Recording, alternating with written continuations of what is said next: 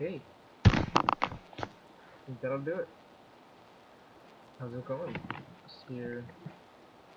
I'm going to do more videos about the Jonathan Kleck and show that he is real, he is the real deal, everything that he says.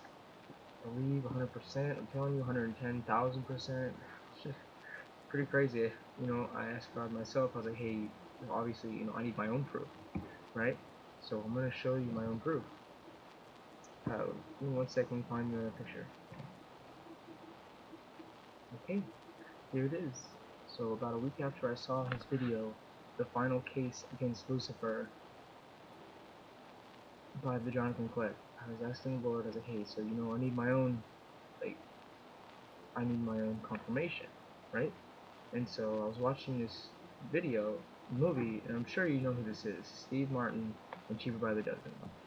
And so I was watching it, and I was looking at his shirt, and I was like, that shirt is kind of weird, right? And so God kind of just poking at me, he's like, hey, take a picture of it, you know? Take a picture of it. So I did. Like, what am I looking for, right? And I'm not really sure what I'm supposed to see. And then all of a sudden he's like, you remember that verse? Remember in Isaiah, those who try to hide their plans from the Lord turn everything upside down, right? So that's what I did, turn it upside down.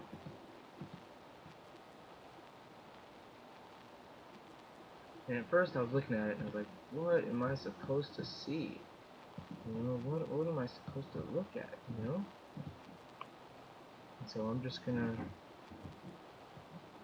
save this real fast.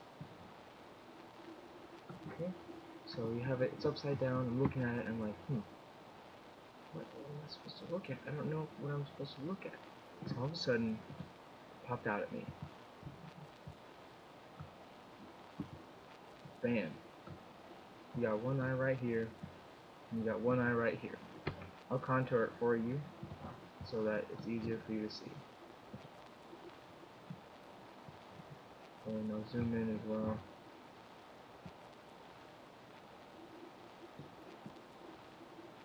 It's very obvious. You have an eye right here, and an eye right there.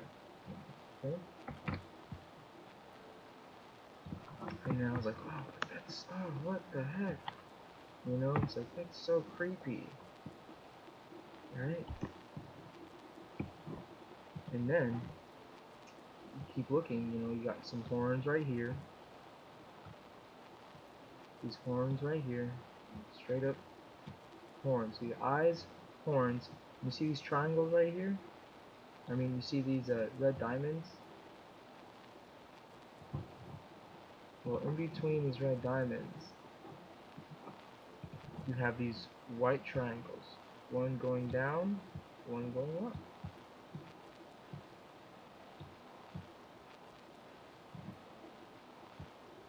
On both sides, right? So what is that? That's teeth. Okay? So you got eyes, teeth, horns. So what is that?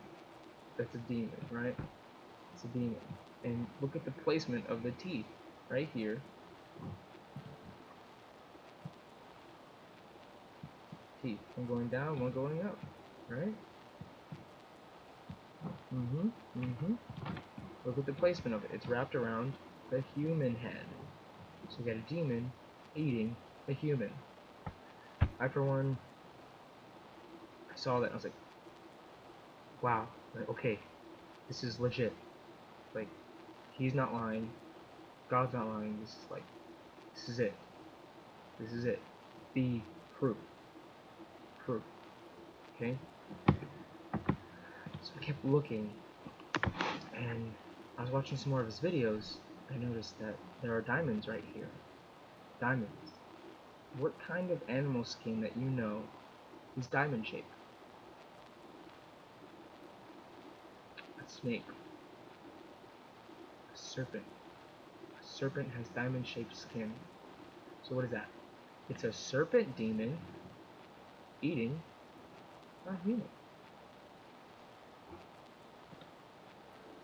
You got a serpent demon eating a human. So there we know right away. It's, what does the Bible call the devil?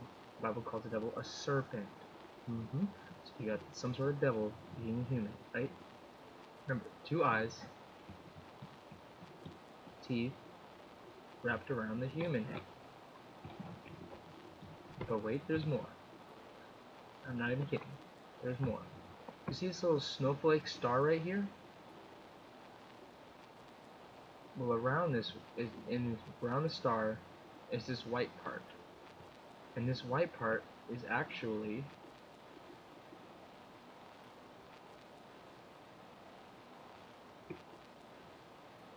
a uterus.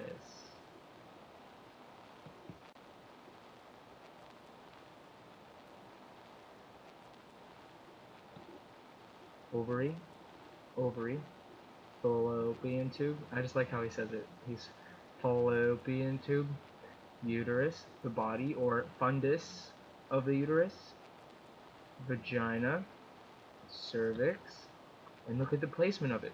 It's leading to the human head, right? Not only that, there's a seed in the middle of the uterus. There's a seed in the middle of it. There's no denying it. There's no possible way that this is false. It is in plain sight. And what is Jonathan Kleck? What does he say were the plans? Well, those who hide their plans from the Lord turn everything upside down. So let me tell you what his plans are. The devil's plans were for us angels. Remember in Revelation it says the dragon brought down a third part of the stars. The stars were the humans, or the angels. Brought down. How were we brought down? Through the female uterus birth into the flesh, so that we could be food for the serpent demon. So we could be food for the devil, you know. There's, you know, God told me the passage in Matthew. He talks about a parable of the wheat and the harvest. And Jonathan Kleck already went over this, but it's good to hear it twice and for me to explain it just as well. So there was a farmer, and he farmed wheat in the field, and overnight an enemy hath put tares in the midst of it. So whenever the wheat brought up, the tares came up with it. Now this is very significant, as he told us before, because I'll tell you that in just a second. So let me just finish the parable. So once the wheat and the tares came up, the reaper noticed and was like talking to the farmer, and he said, "Oh, where did these weeds come from, or these tares?" And the farmer says, "An enemy hath done this." So the reaper was like, "Should we just, you know, destroy it all and start all over?" And the farmer was like, "No, wait for the harvest. Whenever it springs up, bundle up all the tares and throw them in the fire, and put the wheat in my barn." So where does this come in from? This comes in to us. So you know how the Bible calls us a host body? Well, that means we are inhabited by a spirit. We have our spirit, and then we have God's spirit, or the devil's spirit, right? And so that's the difference. The wheat is the good, the tares are the bad. Which spirit do you have inside you? And the tares are very significant, I was saying before, because whenever a harvest of the wheat comes by, the wheat bends down while the tares stay straight up. Just like, you know, those with the Lord's Spirit give the Lord respect, and they bow down to him, while those who do not keep their chin up, they're obnoxious, they're prideful, they're the seed of Satan, they're the seed of perdition, seed of falsehood. And it's right here in plain sight, their plans for us to be born in the flesh, that we could be food for them. So this is what God told me. He said that if God knew whenever Satan had thought of it in his head that he would, you know, want more power. So how do you get more power in the government? Just as any government in the earth, how do you get more power? You get more followers, so that you can build a bigger kingdom and have a bigger army, right? So that's what Satan did. He tricked he's tricked 1/3 of the stars, 1/3 of the angels to follow him out of heaven. But why did he do that? Well, because ever since God knew that the devil was gonna be evil, Lucifer said, alright, if I'm gonna be put in hell forever as my punishment, I'm gonna bring 1/3 of your angels down too. So that's what he did. He brought them down. And God knows the difference between cult leaders and cult followers, right? So he said, I don't want all of my children to suffer. Let's give them a second chance.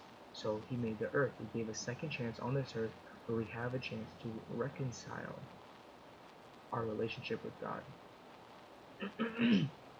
But at the same token, because God is a fair God, he is fair, he allowed the devil a second chance too on this earth. So if the devil is not in hell right now, and he's inside us, inhabiting us, does that mean he's dead? Well, he's not in hell, so he's not technically dead. Not yet. So, if he's not dead, how is he alive? Well, as you can see right here, he's alive by feasting on us, by inhabiting us, and we're his food. His plans were birthed through human flesh to be food for them. So, that's why it's super important for us to feed God's sheep.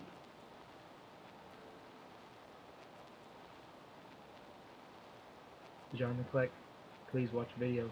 You need to.